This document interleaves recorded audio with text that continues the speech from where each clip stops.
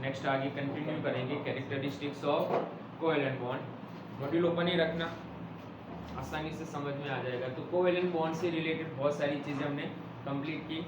जो वीडियो बाकी है वो आगे वाली वीडियो कंपलसरी देखो, तभी है ना क्लियर होगा। वरना अगर मान लो बीच में से वीडियो देख रहे हो तब भी समझ नहीं पाओगे तुम, और बहुत सारा सिलेबस मिस कर सकते हो। तो टॉपिक जो भी टॉपिक कवर कर रहे हैं ना, स्टेप बाय स्टेप देखो। नोट्स है ना, अपनी नोट्स खुद बनाने की ट्राई करो, और फिर उसी के बेस पर जो एमसीक्यू गिवन है वो एमसीक्यू सॉल्व करो। ऑलमोस्ट सारे एमसीक्यू हो जाएंगे। डायरेक्ट रट्टेबाजी से बचना कि एमसीक्यू डायरेक्ट सॉल्व करने जाए। जितने कॉन्सेप्ट क्लियर होंगे 11th में बता रहा हूँ मैं तुम्हें, उतना केमिस्ट्री तुम्हारे लिए सिंपल हो जाएगा। फिर ओनली रट्टेबाजी के पीछे भागे, सही से ना कॉन्सेप्ट क्लियर नहीं होंगे, और यही परेशानी चैप्टर बाय चैप्टर तुम्हारी परेशानियाँ ना बढ़ती जाएगी। तो ज़रूरी है regular day to day reading करो, जितने कॉन्सेप्ट है वो क्लियर करो। उसके बाद खुद की नोट्स कंपलसरी बनाओ। तुम्हारी सेल्फ नोट्स जो होगी ना, वही इम्पोर्टेंट चीज़ है। दूसरों की नोट्स जो होती है वो अपने हिसाब से बनाते हैं, लेकिन जब तुम अपनी नोट्स समझ कर बनाना, फिर गप्पे मत मार देना। कई बार ऐसा होता है। तो पहले कॉन्सेप्ट जितना क्लियर हो रहा है, फिर खुद नोट बना ली ना, समझ लो ये तुम्हारे लिए बेस्ट है। और फाइनल तक नीट की एग्ज़ाम आएगी, तब तक तुम्हारे लिए आसानी रहेगी, नीट और जेईई दोनों। तो चलो आगे एक टॉपिक कवर कर लेते हैं, फिर बिगिनर बॉक्स 1 के एमसीक्यू सॉल्व करेंगे। कोवेलेंट बॉन्ड, उसके कैरेक्टरिस्टिक्स पढ़ रहे हैं, chapter 4 characteristics of covalent bond. Statement based question बन सकता है, कोवेलेंट बॉन्ड कैसा होगा वो। चलो सबसे पहले जो कोवेलेंट बॉन्ड कंपाउंड बनाते हैं वो कौन से स्टेट में होंगे, सॉलिड, गैस, लिक्विड। तो कोवेलेंट कंपाउंड जो होते हैं ना, वो तीनों स्टेट शो कर सकते हैं, मतलब वो गैस में भी है, सॉलिड में भी और लिक्विड में भी है। जैसे एग्जांपल F2 एंड Cl2, ये दोनों गैसियस फॉर्म में प्रेजेंस है और दोनों में कोवेलेंट बॉन्ड है, F के बीच में, Cl के बीच में। नेक्स्ट उसके बाद Br2 जो है वो लिक्विड स्टेट में प्रेजेंट होता है। And then iodine and astatine, ये दोनों सॉलिड फॉर्म में प्रेजेंस होते हैं। अब समझना, मैंने 17 ग्रुप के बारे में लिखा है, 17 ग्रुप के कंपाउंड है सभी। तो ये सॉलिड क्यों, तो टॉप टू डाउन जैसे जैसे जाएंगे ना, उसमें इंटरमोलिकुलर फोर्स, जिसे हम वान डेर वाल्स फोर्स बोल रहे हैं, वो इंक्रीज होगा। तो वान डेर वाल फोर्स क्या होगा, टॉप टू डाउन इंक्रीज होगा। एमसीक्यू के लिए याद रखना, ग्रुप के अंदर तो top to down van der Waals force increases. जब van der Waals force increase होगा तो क्या होगा, मॉलिक्यूल मॉलिक्यूल पास में आएंगे, मॉलिक्यूल पास में आएंगे तो सॉलिड फॉर्म में ऑब्जर्व होंगे। तो कोवेलेंट कंपाउंड तीनों स्टेट में possible, solid, gas and liquid. दूसरा कोवेलेंट जो होते हैं सॉलिड,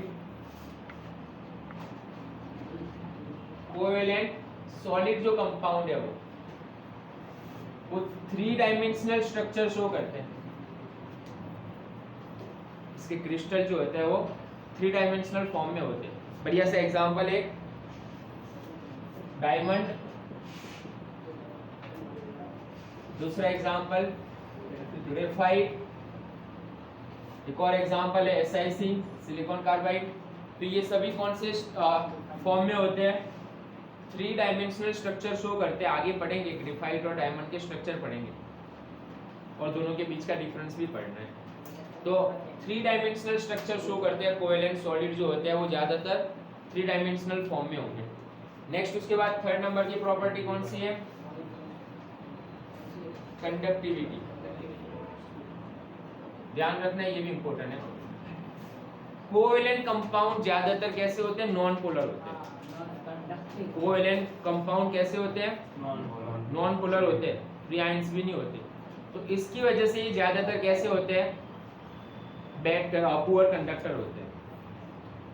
कोवेलेंट कंपाउंड में भी अलग अलग टाइप्स है। कोवेलेंट कंपाउंड हमने पहले लेक्चर में ही पढ़ा था, पोलर, नॉन पोलर, इलेक्ट्रोनेगेटिविटी वाले टॉपिक में पढ़ा था हमने, तो वो पोलर हो सकते हैं, नॉन पोलर हो सकते हैं। तो यहाँ पर कंडक्टिविटी क्या होगा, तो जो पोलर को कोवेलेंट कंपाउंड होंगे ना, पोलर कोवेलेंट, वही क्या होते हैं, कंडक्टिविटी शो करते हैं।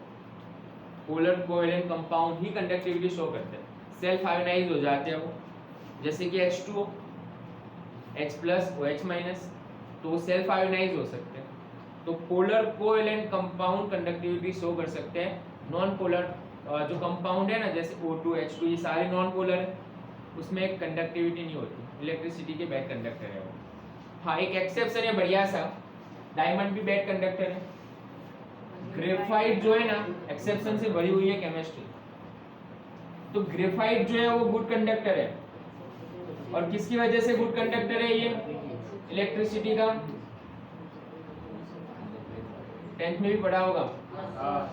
ग्रेफाइट में क्या होता है, पाई इलेक्ट्रॉन होता है, डबल बॉन्ड जो होता है ना वो, तो पाई इलेक्ट्रॉन्स की वजह से ग्रेफाइट क्या होता है, गुड कंडक्टर हो जाता है, जबकि डायमंड क्या था, बैड कंडक्टर था।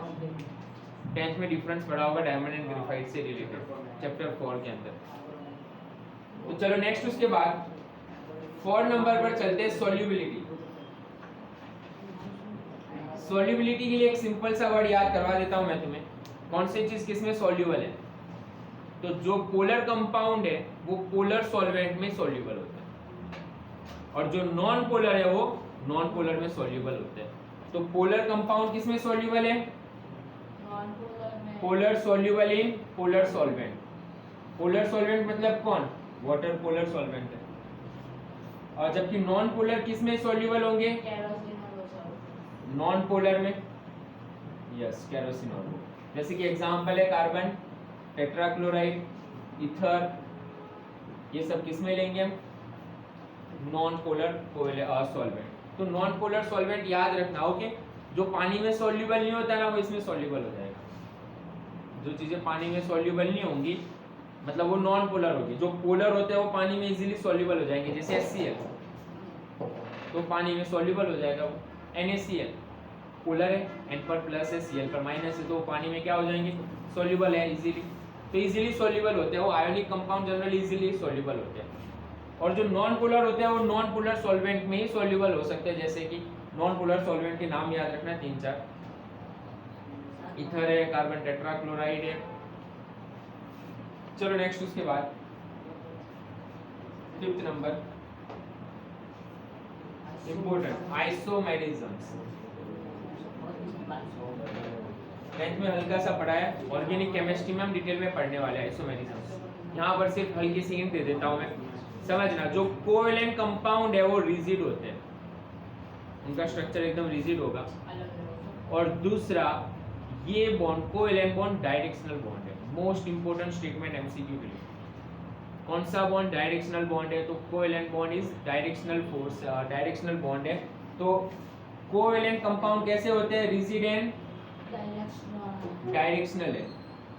अब डायरेक्शनल, और उसकी वजह से, डायरेक्शनल होने की वजह से ये क्या शो करेंगे, शो आइसोमेरिज्म शो करेंगे। याद करो आइसोमेरिज्म्स क्या था, molecular formula same but arrangement क्या होगा, उसका डिफरेंस होगा। चेन आइसोमेरिज्म्स, पोजीशन आइसोमेरिज्म्स, और भी आइसोमेरिज्म्स पढ़ेंगे, हमें पूरा टॉपिक कवर करना है हमें आइसोमेरिज्म से रिलेटेड। तो वो आइसोमेरिज्म शो करते हैं, ऑर्गेनिक केमिस्ट्री में देखना है हमें ये टॉपिक। तो ऑर्गेनिक केमिस्ट्री के अंदर ये टॉपिक देखेंगे, तो आइसोमेरिज्म शो करते हैं। तो इसमें सबसे एक इंपॉर्टेंट स्टेटमेंट बता रहा हूं मैं तुम्हें, कोवेलेंट कंपाउंड कैसे होते हैं, कोवेलेंट बॉन्ड कैसा बॉन्ड है, डायरेक्शनल बॉन्ड है।